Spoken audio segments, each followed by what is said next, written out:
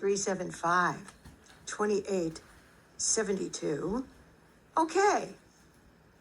So get calls from women who are in their 60s, 70s, who are feeling like nobody cares. And this came in this morning, and I thought, I love this. Lara sent, I read your book, Bad Childhood, Good Life, years ago. And it brought me to tears reading about your relationship with your mother. I too grew up without a nurturing, protective, loving mother, and your book was so validating for me. My mother always put the men in her life before her own children. She divorced our dad and remarried, and it caused me and my siblings to turn to alcohol, drugs, and promiscuity at a very young age. Today I am sober, 12 years, and living my best life despite my crappy childhood. My mother still to this day has taken zero responsibility for allowing the men in her life to sexually assault me and my siblings. And it used to cause me great anguish. But when I gave up the drugs and the alcohol, I also cut her out of my life, and it allowed me to flourish into somebody I am proud of. I could have stayed in the victim mentality like my two sisters chose to, but I didn't. Although it was the hardest and most painful thing I've ever done, it was also the bravest, healthiest, most necessary. I've heard you often say we are the architects of our lives.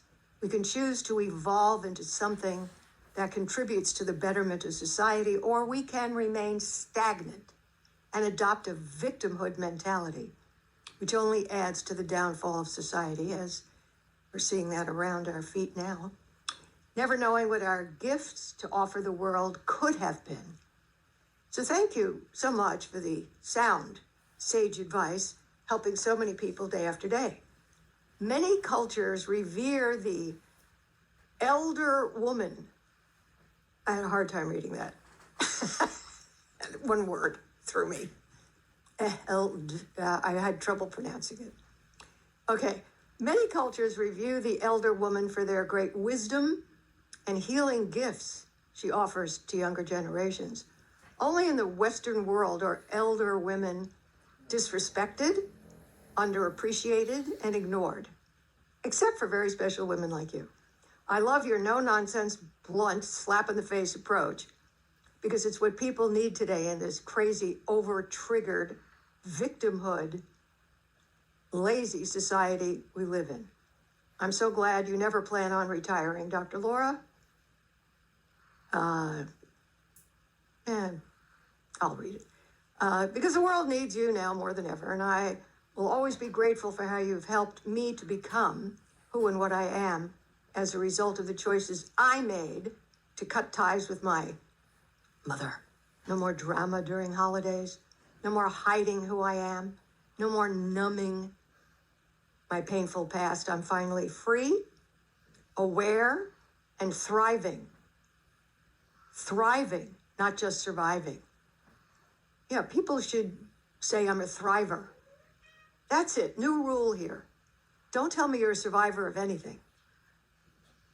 I rail against that, and I have on the air many times. Say thriver.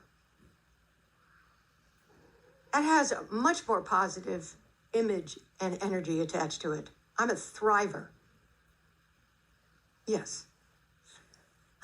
I'm finally free, aware, and thriving, not just surviving. I hope more people read that book. Again, it's called Bad Childhood, Good Life. And develop the courage to be the architect of their own lives also. It's so taboo to cut off your own mother, and you will be met with many ignorant pieces of advice like, well, she's your mother. She gave you life. You must forgive her, blah, blah, blah. Mothers are glorified and untouchable, it seems. But as you have often said before, mama bears and other animals will give their lives to protect their young. Unfortunately, humans, the mama bear gene is missing. Therefore, they lose their mom and grandma card.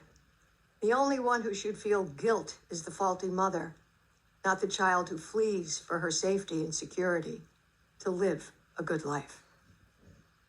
Lara, if you're listening, you ought to be a writer. You probably are. This is beautifully written. A few run-on sentences, which is why I like it in particular. Because when I would write a book, I would run on with ... slash, and just keep going.